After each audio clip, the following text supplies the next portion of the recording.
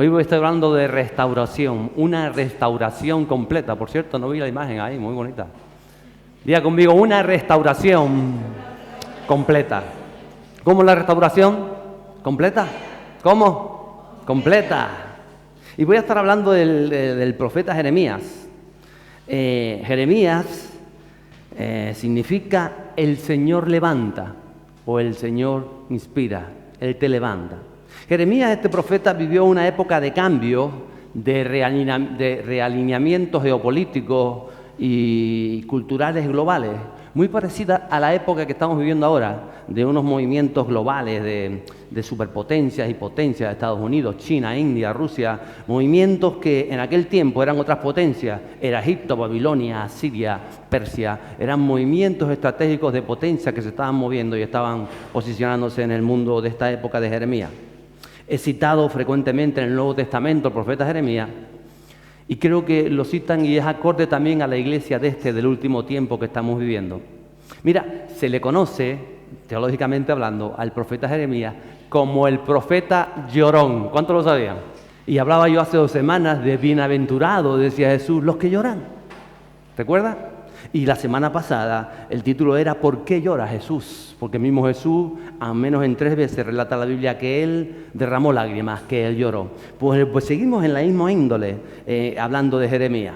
Él lloró no solo por saber lo que le venía, la carga que venía, que tenía para con el pueblo, sino porque amaba a las personas, quería lo mejor para las personas y aconsejaba a las personas. Y es como cuando usted tiene a alguien que quiere mucho y sabe que está tomando decisiones erradas, sabe que está tomando decisiones que lo van a llevar a vivir el futuro dolor, heridas y demás, y usted lo sabe, y usted le aconseja, y usted le dice, o quizás usted lo pasó ya y dice, ya yo pasé por eso, te ahorro todo ese sufrimiento que tuve que vivir. Así algo pasaba con Jeremías, y él contaba, pero las personas no le hacían caso.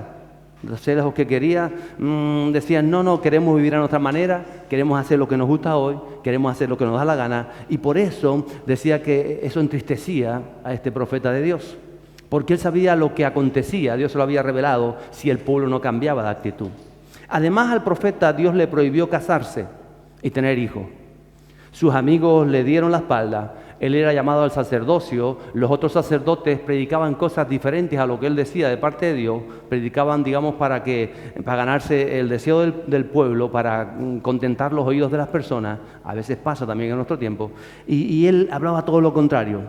Entonces fue un hombre que se sintió muy solo, sin esposa, sin hijo, apartado como del sacerdocio porque lo tenían como a un lado y tuvo que vivir esa soledad. Fue llamado con 17 años, con la adolescencia, y estuvo profetizando sobre el reino de Israel y a veces Judá unos 40 años. Qué vida, ¿verdad? Qué importante y qué difícil a veces la soledad. Que sepamos que ya hay personas que la han vivido en la palabra de Dios y la superaron y la afrontaron y la lucharon con el empuje y con la palabra y con la fortaleza del Espíritu. Hay unos versos que yo traigo en el capítulo 31, que traigo hoy para usted, que traigo también para mí, que traigo para la iglesia. Pero antes quisiera decirle que a veces tomamos palabras de la palabra de Dios, tomamos versículos, tomamos promesas, tomamos propósitos que están ahí y muchas veces los sacamos de contexto. Nos los queremos aplicar a nuestras vidas desde otro contexto y nos damos cuenta que muchas veces no funcionan. Nos autoengañamos muchas veces. Y yo me acuerdo, por ejemplo, cuando hablo de esa frase que dijo Josué, que cosamente todos conocemos y que muchas veces quizás lo hemos dicho, pero yo en mi casa, ¿conoce, verdad? Dijo Josué, serviremos al Señor. Y vamos y decimos, porque yo en mi casa serviremos al Señor. Y tomamos esa promesa o esa enseñanza o esa palabra de Josué y la queremos aplicar a nuestra vida desde otra perspectiva. Y Josué lo pudo decir porque Josué fue un hombre fiel, fue un hombre perseverante, fue un hombre de fe. Él creyó la palabra de Dios, a pesar de que los otros espías dijeron no, él siguió adelante creyendo. Fue un hombre esforzado, fue un hombre valiente, fue un hombre que en su casa, en su hogar, él fue un modelo de padre, un modelo de esposo, un modelo de vida, un modelo de guerrero escogido, y escogió servir a Dios y transmitió ese legado a su casa. Y era respetado en su hogar y supo corregir a sus hijos y hacía las cosas dentro de sus imperfecciones que todos tenemos, conforme a la voz de Dios. Por eso él, en los últimos momentos de su vida, él pudo decir, ustedes hagan lo que les dé la gana, pero yo y mi casa serviremos al Señor. Y nosotros cogemos ese versículo y lo queremos aplicar, pero no corregimos a nuestros hijos, no somos modelos, hacemos lo que nos da la gana y decimos, no, pero yo en mi casa serviremos al Señor. Ojo al dato con lo que estoy diciendo.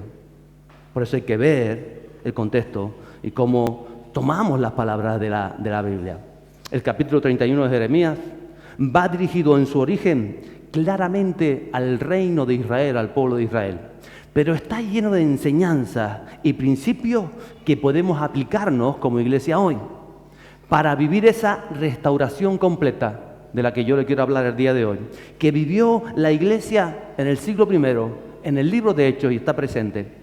Y es la palabra esa, restaurar. Es una palabra, por supuesto, de nuestra lengua madre, el latín, del prefijo re, que es volver a, y el sustantivo estatuare, de donde viene también la palabra estatua. Y quiere decir volver a ponerse en pie, volver a levantarse, volver a posicionarse.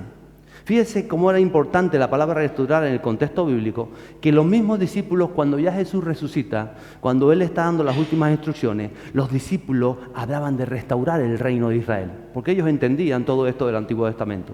Capítulo 1 del libro de Hechos, versos 6 a 8, dice, entonces los que estaban reunidos le preguntaron diciéndole a Jesús, Señor, ¿restaurarás en este tiempo el reino a Israel? Él había resucitado y le estaba enseñando.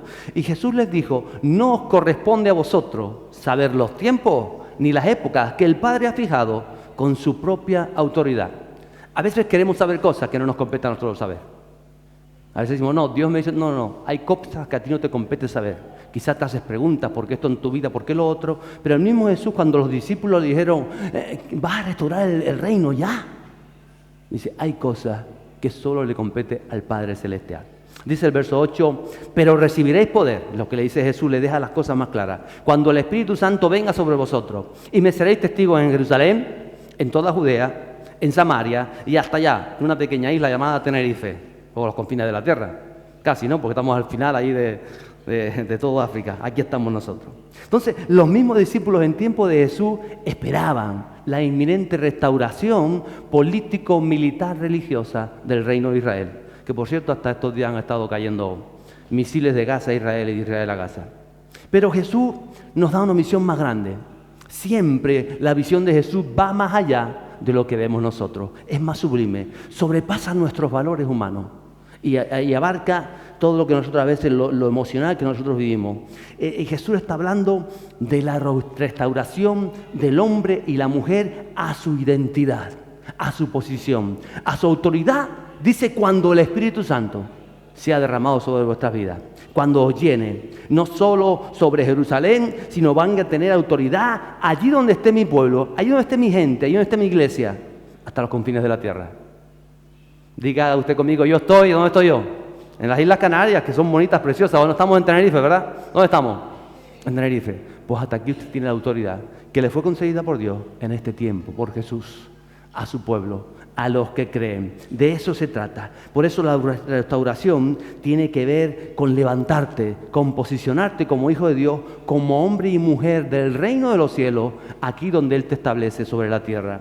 Restauración que hizo Jesús por medio de su sacrificio, por la resurrección, y que solamente dice, y cuando venga el Espíritu Santo, Él va a llenar tu vida, Él te va a levantar tu vida, va a levantar los valores, los principios, los propósitos divinos del reino sobre ti. Por eso cuando vamos a Jeremías, que estaré tratando el capítulo 31, los primeros versos del 1 al 5 dicen lo siguiente: en aquel tiempo, declara el Señor, yo seré el Dios de todas las familias de Israel, y ellos serán mi pueblo.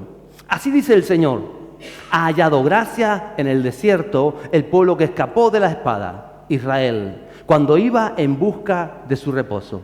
Desde lejos, el Señor se le apareció diciendo, con amor eterno te he amado, por eso te he atraído con misericordia. De nuevo, dice el Señor, te edificaré y serás reedificada, Virgen de Israel. De nuevo tomarás tus panderos y saldrás a las danzas con los que se divierten. De nuevo plantarás viñas en los montes de Samaria, los plantadores las plantarán y las disfrutarán. Mire, ¿cuántos momentos de desierto has tenido que pasar en tu vida? ¿Momentos de desierto? ¿Momentos de dificultad? Quizás los estás pasando hoy. Quizás esta semana ha sido uno de esos momentos de dificultades. ¿Cuántos problemas afrontamos aún los creyentes? ¿Cuántos tiempos de luto? ¿Cuántas lágrimas, hablábamos la semana pasada de esto, o frustraciones, o fracasos? ¿De cuántos peligros te habrá llevado el Señor que tú ni siquiera eras consciente? Y mientras esta mañana estaba repasando el mensaje, me acordaba cuando tenía, no sé si tenía 10 o 11 años, que casi me ahogo en la playa de Punta Brava. No se enteró ni mi madre, porque si no, no me voy a ir más a la playa, en aquel tiempo. Pero me acuerdo que tragaba agua y yo veía una luz, que era la luz del sol, por supuesto no estaba el túnel ese, ¿no? Y casi me ahogo y de pronto parece como que una ola, ¡bum!, y me soltó para afuera. Pero podía haberme muerto ahí con 8 o 10 años ahogado. Yo no me hubiese enterado, pero todos los que quedan atrás sí. Y recuerdo cuando choqué mi coche de frente contra otro coche, ¡bumba!, que el coche no sirvió para nada, que quedó el motor metido hasta casi el salpicadero para adentro. Íbamos sin con el coche, el que iba detrás salió por el cristal de atrás, por el coche dio vuelta. Y yo me rocé un dedo por aquí y me fastidió un poquito el dedo. Y salimos todos mutilados. Nos llevaban la cuadrilla de la muerte, así que fíjate cómo eran todos. De la resurrección después que resucitamos todos. ¿De cuántos peligros nos ha librado el Señor? Porque estamos aquí, ¿verdad? Sonríe a la que está a su lado y dile, estoy aquí y disfruto de este aire. Del calor, que es bueno el calor. Tiene calor mejor, porque los muertos no tienen calor. Así que si usted tiene calor, déle gloria a Dios. Diga, gracias, Señor, que puedo poner un ventilador. Hoy Mari no trajo el abanico santo.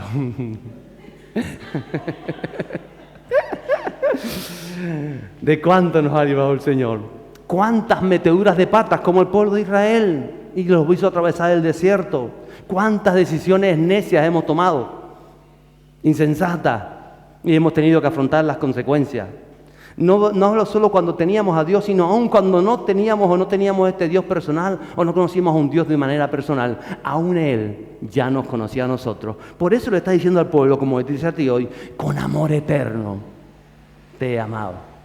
Él te ha amado. Nos ha amado cuando éramos rebeldes, desobedientes, ruines. Y ahora que intentamos de alguna manera conocerlo y agradarle y servirle y seguir adelante con nuestra vida en base a Él, ¿cuánto más nos ha amado?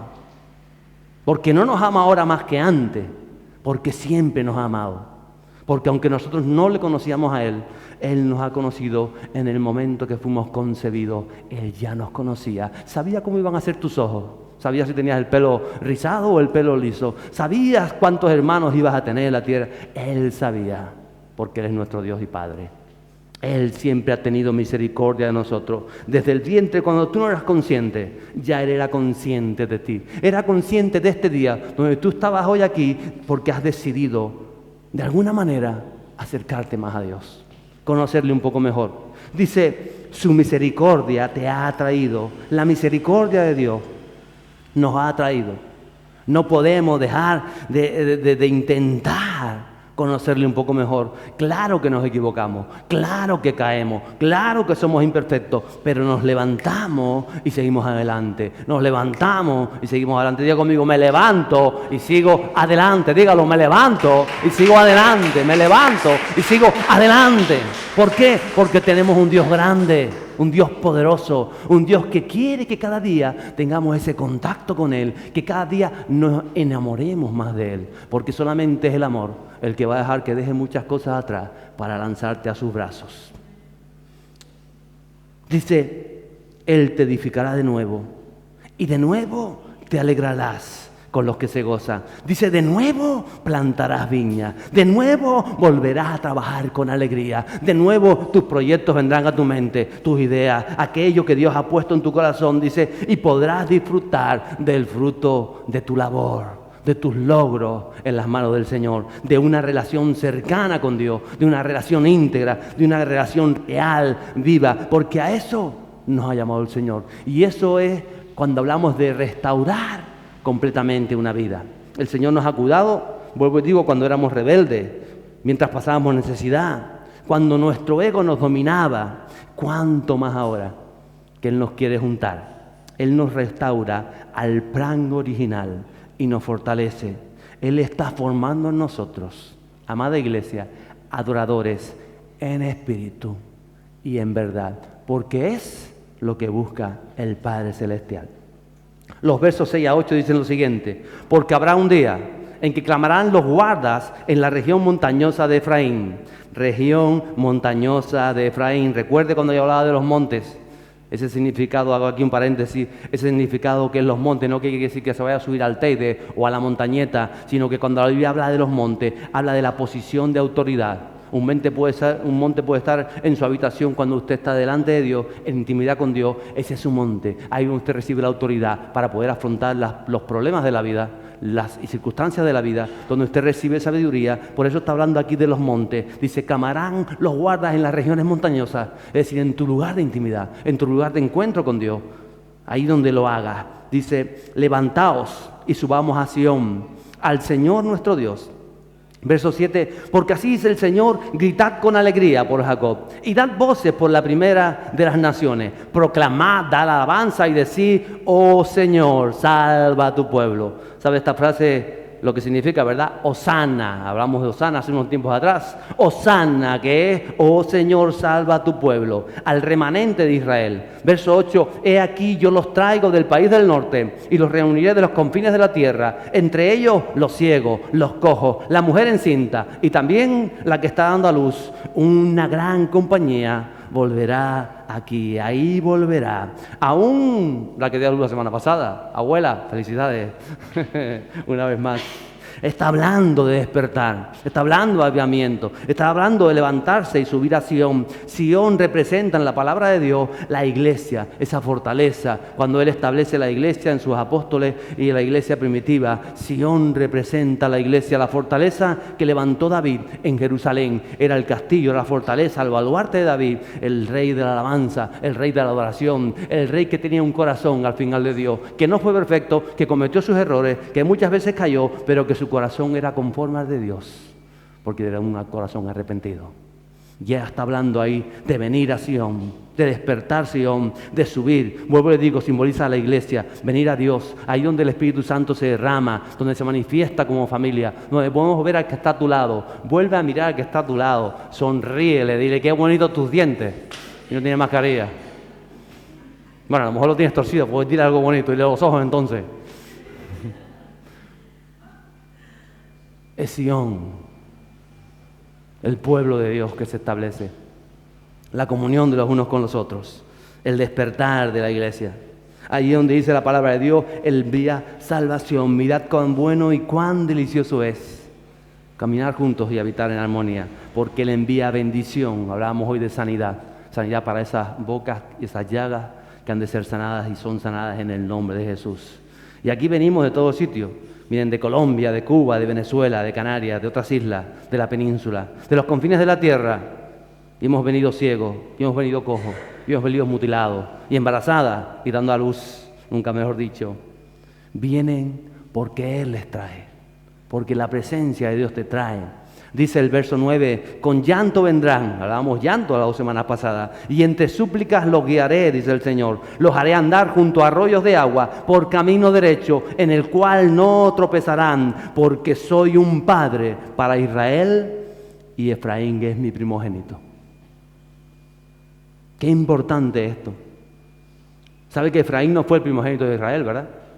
Ni siquiera fue el primogénito de José. Manasés fue el primogénito de José y Efraín fue el segundo. Pero Efraín representa en el contexto bíblico a los gentiles, a los no judíos, donde nosotros fuimos injertados como los judíos, al pueblo de Dios por la fe de Abraham y por la fe en Jesús. Entonces, nos llama a nosotros, sus primogénitos. Quizá llegaste con grandes problemas, como dice la palabra, con lloro viniste turbado, o viniste buscando algo diferente, o viniste quemado por tanto palo que recibiste en la vida, o frustrado. O veniste, no sabes ni por qué estás aquí. Pero dice que Él es un padre para ti. Él se manifiesta como padre. Nuestro padre te estaba buscando. Tú crees que tú lo buscabas a Él, pero en realidad Él te ha estado buscando a ti. Porque Él quiere tocarte. Él quiere, vuelvo y repito, que seas un adorador en espíritu y en verdad. Los versos 10 a 14 dicen, oíd, naciones, la palabra del Señor. Anunciad en las costas lejanas, como aquí en Tenerife, y decid, el que dispersó a Israel lo reunirá, y lo guardará como un pastor a su rebaño, porque el Señor ha rescatado a Jacob y lo ha redimido de manos más fuertes que él. Vendrán y gritarán de júbilo en lo alto de Sión, y radiarán de gozo por la bondad del Señor, por el grano, por el vino, por el aceite, por las crías de las ovejas y de las vacas. Su alma será como huerto regado, y nunca más languidecerán. Entonces la Virgen se alegrará en la danza, y los jóvenes y los ancianos a una. Cambiaré su duelo en gozo, los consolaré y los alegraré de su tristeza. Y llenaré con abundancia el alma de los sacerdotes, y mi pueblo se saciará de mi bondad, declara el Señor de las naciones, de las costas, de las islas. Él nos ha redimido, somos redimidos por su sangre. Somos redimidos por Jesús. Él nos ha injertado de nuevo en el trono celestial, en el reino de los cielos. Nuestra naturaleza caída sigue en nosotros, pero hay una naturaleza superior, y es la que nos ha dado el toque del Maestro y el Espíritu Santo. Dice que las jóvenes se alegrarán en el Señor. Se alegrarán los jóvenes donde hay tanta juventud, no sabe de dónde comer, están por aquí y corren para allá y buscan ídolos en esto, y buscan lo otro, y buscan en lo social, y se esconden tras los móviles y tras las pantallas, y están buscando, y están buscando. Dice que viene el tiempo donde los jóvenes se regocijarán en Él, se alegrarán en Él, se enamorarán del Señor, como tú te estás enamorando. Él será tu centro, donde emane aquello que tú necesitas, y podrás ir afrontando la vida paso a paso con todo aquello que viene de Él, enamorarnos de Él. Los jóvenes, los matrimonios, nos gozaremos en su hogar, nos gozamos. Dice, aún los ancianos que muchas veces llegan a un estado en su vida, dice, ahora me jubilo y ahora qué hago con mi vida. Los ancianos en el Señor, hay propósito en ellos, hay sabiduría en ellos, hay disposición en ellos. No se vuelva ocioso como muchos ancianos por ahí que llegan a un estado y se vuelven ociosos. Para usted no hay ociosidad, para usted hay disposición, para usted hay un diseño de Dios, para usted hay un mensaje de los cielos. Usted tiene que recibirlo, usted tiene que experimentarlo, tiene que preguntarle a Dios, y de usted va a recibir esa declaración para aprovechar su tiempo. Qué bendición es la vejez cuando los diseños de Dios se relacionan. El alma, dice, de los sacerdotes, de los pastores, el liderazgo se llenará de abundancia. Dice, no hay nada más gratificante para un pastor en ver vidas transformadas. Es ver lo que Dios está haciendo en sus corazones. Es ver cómo la palabra de Dios se introduce y usted es transformado, y su familia mejora, y su visión del reino, y usted progresa en la vida, y progresa emocionalmente, y progresa económicamente, y progresa mentalmente, y progresa en todo sentido, y progresa en sus relaciones, y avanza. Eso a nosotros los pastores nos satisface un montón, porque es también parte de nuestra función, como la suya. En su lugar de trabajo usted da una palabra de fe, una palabra de ánimo, y usted ve que hay cambios, hay transformación, porque no es usted, es la palabra de vida que viene rociada con el Espíritu Santo a través de su vida. Y usted dice que recogerá el fruto. Versos 15 a 17, dice, así dice el Señor, se oye una voz en Ramá, lamento y llanto amargo. Raquel llora por sus hijos, rehúsa ser consolada por sus hijos que ya no existen. Y hasta ese verso 15, el verso 15, es el verso que se cumplió en el tiempo de Jesús, cuando nació en Belén y cuando Herodes mandó acabar con todos los bebés de Belén. Ahí está el verso que luego Mateo nombra más adelante, esa primera parte de la profecía, pero hay una segunda parte que es para la iglesia del último tiempo. Dice, así dice el Señor, reprime tu voz del llanto y tus ojos de las lágrimas. Hay pago para tu trabajo, declara el Señor, pues volverán de la tierra del enemigo, y hay esperanza para tu porvenir, declara el Señor. Los hijos volverán a su territorio. Y esto es para alguien que está entendiendo lo que el Espíritu Santo está haciendo en su vida. Hay momentos de llanto, sí, hay momentos de dolor, claro que sí, y de lamento, y circunstancias adversas, y momentos difíciles, momentos donde no pudiste ser consolado, como dice la palabra de Dios, como una madre que pierde a sus hijos, no puede ser consolada. Nadie puede entenderlo, ese desgarro que hay en su interior, pero dice, hay una esperanza, hay una recompensa para cada lágrima, hay un propósito de Dios para levantarte lo que el enemigo quiso romper en ti. Por eso dice que lo declara el Señor, lo dice el Señor, los hijos volverán. ¿Por qué? Porque tú has sido fiel, porque tú has permanecido, porque tú estás donde tienes que estar, porque te has parado sobre la roca que es Cristo, y ha soplado el viento, y han venido ríos, y han venido tormentas, como dijo Jesús, y han pegado contra ti, y te has asustado, y a veces te has amargado, pero tú te has mantenido contra viento y marea en la roca que es Cristo, y tú serás recompensada. ¿Lo crees? Agárrelo así, digo, yo lo creo. En el nombre de Jesús. La fe. Dice el verso 19, porque después que me aparté me arrepentí, y después que comprendí me di golpes en el muslo, me avergoncé y también me humillé, porque llevaba el oprobio de mi juventud. Y esto es un llamado al arrepentimiento, porque no hay restauración si no hay arrepentimiento.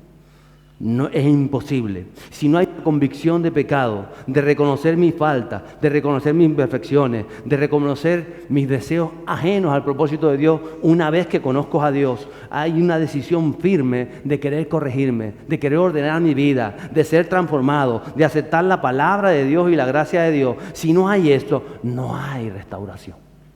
Pero cuando está el arrepentimiento, está la restauración. Cuando tú quieres hacer las cosas bien, a medida que conoces a Dios y hacer las cosas como Dios manda, no como manda la gente, no como tú crees, no como tú piensas, como Él te va enseñando a tu corazón, que es lo correcto, que es lo que le agrada. Cuando eso está en tu interior, como Dios manda, como Él enseña, cuando tú quieres poner las cosas en tu vida en orden, de verdad, porque ahora te vas enamorando de Él, y dices, no, cueste lo que me cueste, yo quiero hacer las cosas bien, porque yo ahora hay alguien importante en mi vida, que es Dios, que es el Espíritu Santo, y voy a hacer las cosas como el Espíritu Santo va revelando a mi corazón, y va a decir su palabra, y lo voy a hacer bien, porque a Dios le agrada. Y yo quiero hacer que Dios sea lo primero en mi vida y voy a hacer las cosas correctas. ¿Por qué? Porque lo amo a Él y quizás caes otra vez, pero te vuelves a levantar y viene el enemigo y te quiere hacer culpable y te va a decir, tú eres un desgraciado. Te dice, yo no soy ningún desgraciado porque Jesús murió por mí y yo me vuelvo a levantar y me vuelvo a levantar y me vuelvo a levantar y me vuelvo a levantar y me vuelvo a levantar hasta que su propósito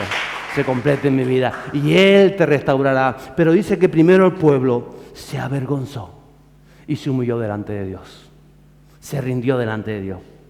Entonces dice el verso 21, levanta para ti señales, coloca para ti majanos, presta atención a la calzada, al camino que anduviste, vuelve, Virgen de Israel, vuelve a estas tus ciudades. Ve cómo Dios está hablando con su pueblo. Lo llama virgen como esas vírgenes, de las 10 vírgenes que hablábamos hace unas semanas atrás. Esas vírgenes que tenían el Espíritu Santo, que tenían el aceite en su interior. Ve cómo se levantan. Hay señales en tu vida. Hay señales que Dios está poniendo en tu vida. A veces un problema, a veces una situación, a veces una circunstancia, es una que tú crees que es trágico, es una señal. Ese conflicto es una señal para que te des cuenta que no es que todo alrededor sean malos y tú eres el bueno, que muchas veces el cambio, la mayoría de las veces está dentro de nosotros. Y esas señales son las que te van a hacer que tú estás equivocado, que algo tiene que ser transformado en tu interior. Esas señales están dentro de ti y las estás poniendo el Señor en tu camino. Esas son las señales que no. Tenemos que poner atención de cómo vivimos y cómo nos tienen que hacer estas señales, como dice la palabra, volver al centro, al camino, a Jesús. En la iglesia donde yo me convertí detrás de correos en el puerto, siempre que entraba había un cartel en grande que decía, nosotros tenemos este cartel maravilloso que es el lema para nosotros junto con aquel, pero en aquel decía Juan 14:6, Jesús dijo, yo soy el camino, yo soy la verdad, quien lo conoce, y yo soy la vida. Nadie viene al Padre sino por medio de Él. Y el Padre es el que busca adorar en espíritu y verdad, porque todo está relacionado en la Biblia. El Padre, el Hijo y el Espíritu. Ahí está todo. Yo soy el camino. Mire, solo hay un camino. Las palabras de Jesús. El mensaje de Jesús. A veces yo les digo a la gente cuando viene, si quieres no te leas nada de la Biblia, pero léete las palabras de Jesús, porque estas te van a marcar la vida. Estas te marcan la dirección. No te enrolles quizás con el Pentateuco, no te enrolles con esto, con lo otro. Léete las palabras de Jesús, porque son vida para tu alma. Y las palabras de Jesús, una vez que las mujes en tu interior y las entiendes y el Espíritu Santo se revela a través de ellas, porque la palabra es vida, entonces vas a entender el resto del contexto bíblico. Pero léete el mensaje de Jesús, porque es el que nos posiciona en el reino de los cielos. Por eso Él levanta para ti señales. ¿Sabes lo que son majanos, verdad? Esas piedras que se colocaban para marcar quizá lindes de territorio o para marcar los caminos. Dice, levanta, coloca para ti esas lindes, esos majanos, esas piedras que tú puedas ver, esa posición, esos términos. Y yo hablo de esto con majanos, en mi vida lo interpreto como esa posición que tenemos en Cristo, de restaurar cosas en nuestra vida, de levantar una piedra y decir, esto, hasta aquí, este es mi límite, de aquí no paso. Porque yo sé, si paso de aquí, voy a caer porque yo me conozco y el Espíritu Santo me conoce. Y a veces tengo, mira, algo tan sencillo como esto, que son cosas sencillas que quizás le van a ayudar a usted. Una de las piedras que yo levanto, uno de mis majanos, es que solo me como una pachanga cada 15 días. Parece una bobería. Entonces yo calculo cuando me comí la última pachanga. Fue el domingo pasado que salí con mi suegra, no. Fue con Mari, con Mari el domingo pasado, sí. Ah, no, que eso fue en Copenhague. Bueno, es lo mismo. Es una piedra que marco yo. ¿Por qué? Porque también tenemos que vigilar nuestra salud. Y tenemos que ser respetuosos con eso. Para mí eso es importante. Es decir, no, yo he decidido que solo me como un dulce cada 15 días y solo me como un dulce cada 15 días. Y esa es la piedra que yo he puesto por señal. Y parece una bobería, pero respeto las señales que yo me pongo. Porque si no, me comería un pastel de papas fritas todos los días. Pero también tengo piedras en el camino que te enseñan a disciplinarte a ti mismo. Tonterías de la vida. Y como eso, tantas cosas. Tú tienes que levantar y saber tus límites y saber qué es lo que demanda Dios de ti y qué es lo que tienes que hacer. Por eso dice, mira las señales. Coloca para ti mismo posiciones, estrategias, maneras de ver la vida. Volver al diseño de Dios. Volver a apasionarte. Muchas veces le digo, Señor, yo quiero apasionarme por esto. Antes me apasionaba esto, que tenía que ver contigo. Ya no. Entonces vuelve a creer, vuelve a confiar, vuelve a obedecer sin miedo al futuro. ¿Te acuerdas cuando no tenías miedo al futuro? ¿No te acuerdas? Decía, vamos para adelante con todo. Uy, ¿o no? Y ahora dicen, no voy para adelante con todo porque si mañana después tal, vuelve a creer.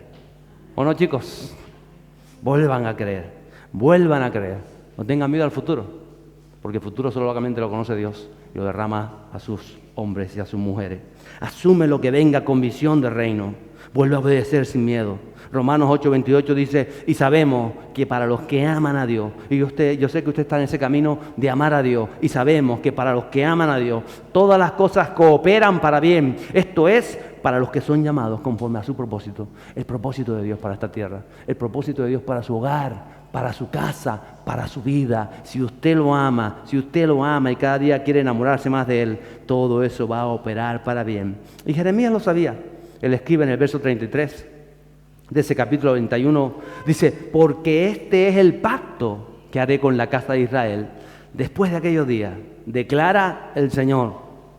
Pondré mi ley dentro de ellos y sobre sus corazones las escribiré, y yo seré su Dios y ellos serán, digan, mi pueblo. Somos el pueblo de Dios. La ley de Dios dentro de tu mente, dentro de tu corazón. No solamente escrito, hay que hacerlo porque dice, no. Dentro de tu mente, dentro de tu corazón, por encima de todo de lo que dicen, de lo que crees, de lo que piensas, de lo que sucede, del pasado, del presente, del futuro. Por encima de todo, dice que Él pone la ley en tu interior. El Espíritu Santo te va a enseñar a ti lo que agrada a Dios y lo que no agrada a Dios. Mire, esta semana o la semana pasada, mientras a veces el Dios me dice sí, me dice no, cuando le hago una pregunta como lo del trabajo, sí, o me dice no, me dice esto, me dice lo otro, pero otras veces le pregunto, Señor, ¿y qué tengo que hacer con esto? Y Él no me dice nada. Me dice, Señor, ¿por qué a veces me responde sí tan fácil y otras veces no? Y otras veces veo que no me dice nada. Y Él me decía, porque ya tienes que conocerme. Ya tienes que ir conociéndolo. A veces no te voy a responder, porque tú ya conoces qué es lo que me gusta, qué es lo que le agrada al Padre Celestial. Entonces, cuando vas y le preguntas, Señor, Él te va a decir, me conoce, cada día me conoce un poco más. Tú sabes lo que me agrada. Entonces, hay veces que no veo la respuesta, digo, ay, Señor, pero ya sé que esto sí te agrada, lo voy a hacer. Oh, esto sé que, y comienza a obrar en consecuencia. ¿Por qué? Porque la ley está dentro de ti, dentro de tu corazón. Él la ha depositado a través de la persona del Espíritu Santo. Ahí está. Por eso Jesús le respondió hablando del mandamiento más importante en Marcos 12:30. Jesús dijo, haciendo referencia a Deuteronomio, y amarás al Señor tu Dios con todo tu corazón y con toda tu alma y con toda tu mente y con toda tu fuerza. ¿Por qué? Porque está hablando de un Dios personal. de un Dios vivo, de un Dios que está dentro de ti, que le vive en tu mente, que meditas en tu corazón, que cuando vas a hacer algo estás pensando, Señor, sé que esto, y Él te va a ayudar, porque Él está presente en todo momento. No solamente está aquí la media hora que estamos en el culto, la hora y media, no, Él te acompaña cuando cierras, Él está cuando te sientas a comer, Él está aún en el baño, aunque huela mal, Él está, porque Él está presente. Él te ama con amor eterno, Él desea lo mejor para tu vida. Pero tú no sabes qué es lo mejor, pero Él sí lo sabe. Por eso cuando a medida que tú vas conociendo, y a veces ese problema va a hacer que algo en tu interior se rompa, y quizá el orgullo, el egoísmo, o los celos, o la envidia, o la duda, comienza a trabajar en ti.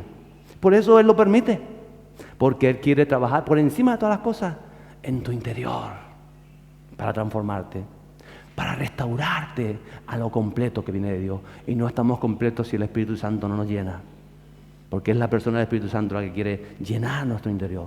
Pero entonces trabaja en nuestro corazón, porque hay cosas en el corazón, en esa vasija, que siguen donde Él quiere hacer esa obra, para que un día podamos decir: amo al Señor mi Dios con todo mi corazón, con toda mi alma, con toda mi mente y con todas mis fuerzas. Y yo ese día en mi vida sé que no ha llegado, pero sigo batallando, y sigue Él mostrándome, y sigo luchando, y sigo avanzando, y sigo creyendo en el derramamiento completo del Espíritu Santo sobre las vidas. El verso 34 de Jeremías 31 dice: y no tendrán que enseñar más a cada uno a su prójimo, y cada cual a su hermano, diciendo: conoce al Señor, porque todos me conocerán, desde el más pequeño hasta el más grande, declara el Señor, pues perdonaré su maldad y no recordaré más su pecado. Una vez más, un Dios personal. Como decía la canción, ¿verdad? No tengo miedo si conmigo está el Rey del universo. El Dios personal que nos trae a su casa, nos reúne para adorarle, para reflexionar en su palabra, para compartir lo recibido. Un espíritu, un sentir, un Dios, un Señor. Mira, una vez alguien me decía, él leyó este verso y dice: ve, pastor, cuando lleguemos a este estado no hará falta ni ir a la iglesia. Le digo: ay, porque ya Dios está en nosotros, entonces ya no nos tiene que enseñar nada. Y ay, decía cavernícola, ¿cómo entendemos las cosas a veces? Digo, al contrario.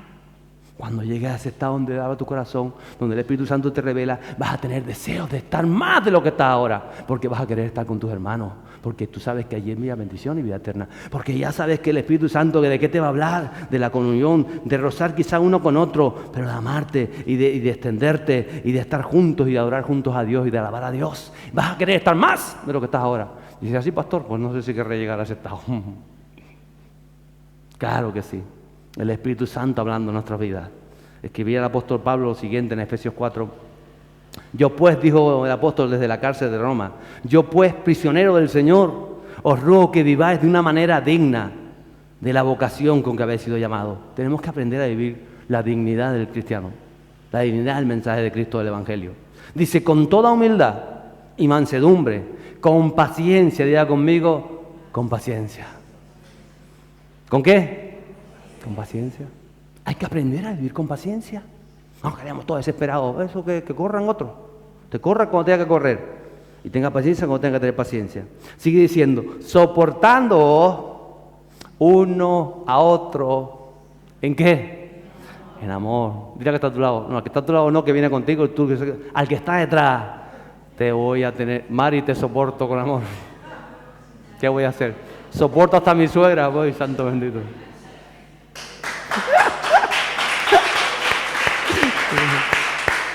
Pero con amor, en amor. Sigue el verso 3, dice, una vez más vuelve a decir: esforzando por preservar la unidad del Espíritu en el vínculo de la paz. Y dice el apóstol: hay un solo cuerpo, un solo Espíritu, así como también vosotros fuisteis llamados en una misma esperanza de vuestra vocación. Un solo Señor, una sola fe, un solo bautismo, un solo Dios y Padre de todos, que está sobre todo, está por todo y está en todos. Ese es nuestro Padre Celestial. Y creo que estamos en ese tiempo donde Dios quiere completar nuestra restauración. Nos estamos dando esos pasos hacia lo que Él quiere hacer. Y claro que las cosas no suceden de la noche a la mañana, ya nos gustaría, sino que estamos en ese camino, dando paso a paso. En la medida que tú das esos pasos, el Espíritu Santo se sigue derramando, porque Él quiere llenarte hacia todo lo nuevo que viene de parte de Dios para tu vida. Jeremías lo vio y lo profetizó sobre una nación, sobre una ciudad. Terminan esos versos del capítulo 31, los versos 38 a 40, dicen lo siguiente. He aquí, dice el profeta, vienen días, declara el Señor, en que la ciudad será reedificada para el Señor, desde la torre de Hananel hasta la puerta de ángulo. Y el cordel de medir saldrá más allá, directamente hasta la colina de Gared, y girará hasta Goa, y todo el valle de los cadáveres y de la ceniza, y todos los campos hasta el arroyo Cedrón, hasta la esquina de la puerta de los caballos hacia el oriente, todo será santo al Señor. La ciudad no será arrancada, ni derribada, nunca más. En otras palabras, está profetizando el profeta Jeremías de ese también último tiempo de la iglesia. Si hubo un avivamiento y un despertar en el siglo I, el libro de Hechos, en el tiempo final, en esa lluvia tardía, más grande será la ciudad, dice. Más de lo que nunca pudo ver, porque a eso somos llamados. En este último tiempo, el enemigo va a venir con todas, pero el Espíritu Santo viene con todas sobre tu vida. Y nosotros vamos a tener que decidir a dónde queremos permanecer, a dónde queremos llegar. Jeremías lo visualizó para unas tierras, ¿cuánto más para tu vida? Él te ha amado con amor eterno, que ese amor te seduzca, que ese amor te enamore y te aprendas verdaderamente a vivir el Espíritu Santo, a vivir a ese Dios personal. Y a que allí donde moras, donde vives, donde Dios te ha puesto, veas la mano poderosa de Dios. Y solo tienes que creerlo, tienes que tomarlo y tienes que ir dando los pasos que Él te va marcando. Porque los pasos nos llevan a ese encuentro con el Espíritu Santo. Porque Él viene para restaurar el propósito divino en tu vida. El propósito de los cielos. Él te va a encaminar para vivir una vida de despertar. Una vida de ese enamoramiento, de ese llamamos avivamiento, esa restauración. Y por eso pienso yo que en estos tiempos que estamos viviendo, tan difíciles, tiempos complejos, tiempos de noticias son de un lado y de otra, donde no se sabe lo que nos espera, la iglesia se levanta, porque en aquellos tiempos se levantó. Y en estos tiempos se ha de levantar sobre tu vida. Pero tú tienes que entender en qué tiempo estás viviendo. Sigues aquí, sigues vivo el día de hoy. Tienes la vida que viene de los cielos. Y estás escuchando la palabra de Dios, porque Dios quiere que tú respondas a esta palabra. Y espero que tu respuesta sea la que vemos en Jeremías. Era el profeta llorón, el profeta que sintió el sentir del pueblo, pero lo puso delante de Dios, el profeta que intercedió por su generación, el profeta que habló de la esperanza a pesar de los tiempos difíciles, que habló de la abundancia, que habló de lo que Dios quiere hacer. Nosotros hablamos hoy aquí de la cosecha final, para que tú puedas tener esa identidad, para que puedas reconstruir, levantar, restaurar esa identidad y esa autoridad que viene de los cielos, para que verdaderamente tú puedas decir como Josué, y esta vez con autoridad, yo y mi casa serviremos al Señor.